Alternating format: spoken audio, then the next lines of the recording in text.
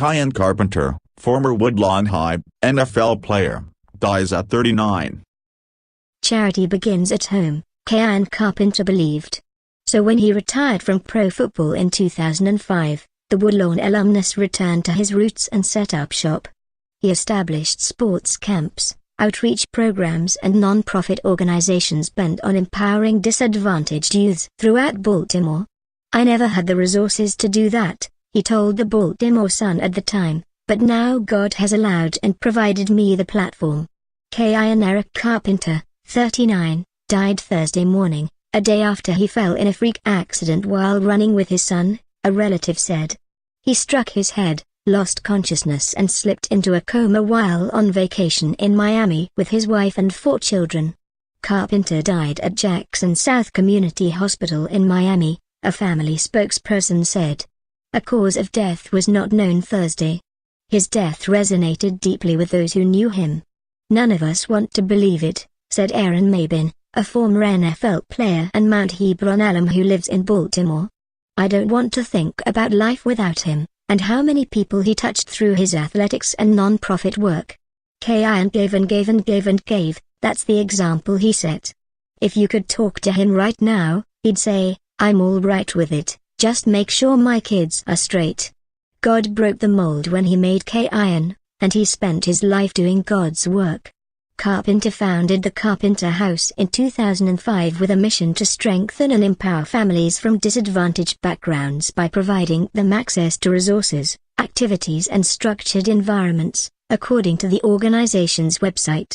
One of the Carpenter House key components is Shutdown Academy, which offers football and cheerleading programs along with academic instruction.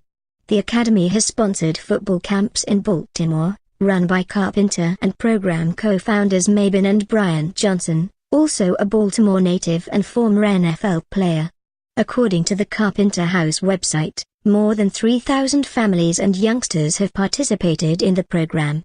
"Carpenter gave from the soul," said Tommy Poley, who played football and basketball at Dunbar when Carpenter was at Woodlawn. Poley, another former NFL player, once spent the holidays helping Carpenter pass out toys and bicycles to wide-eyed youngsters in city neighborhoods. "You felt his passion and concern when he talked to kids," Poley said. "Keion was one of our own, a man we could touch.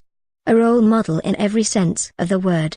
Nobody can replace all that he meant to Baltimore."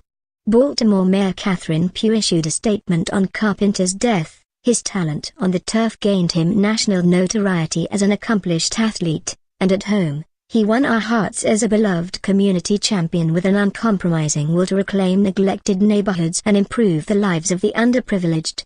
There is a piece of Keion that lives in us all, and though he will be sorely missed, his legacy is everlasting through the good deeds and people he impacted throughout his life." A 1995 graduate of Woodlawn, Carpenter starred in 2 sports, football and basketball. In football he made the Suns All-Metro First Team a defensive back.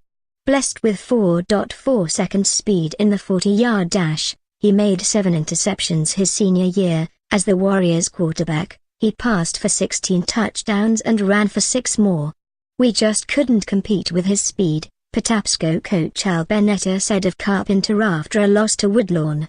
"I backed my cornerback up 5 yards a couple of times, but he said he never even saw number 7, Carpenter, go by."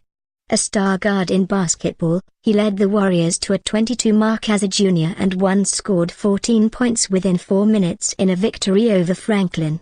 But Carpenter, who once described himself as a high school hardhead with a terrible attitude toward academics, had his share of run-ins with coaches and staff. "Keion was a fighter, an underdog, but he never let that discourage him," said Brian Scriven, his football coach at Woodlawn and a former principal there. "He gave coaches headaches while trying to find himself, but he did a whole lot more right than wrong, which opened doors for him. The light bulb came on when he got to Virginia Tech and he realized that you don't always get second chances in life." At Virginia Tech, Carpenter played safety, a mercurial 5'11", 205-pound pillar. In a 21-7 win over Miami, he returned an interception 100 yards for a touchdown and a school record.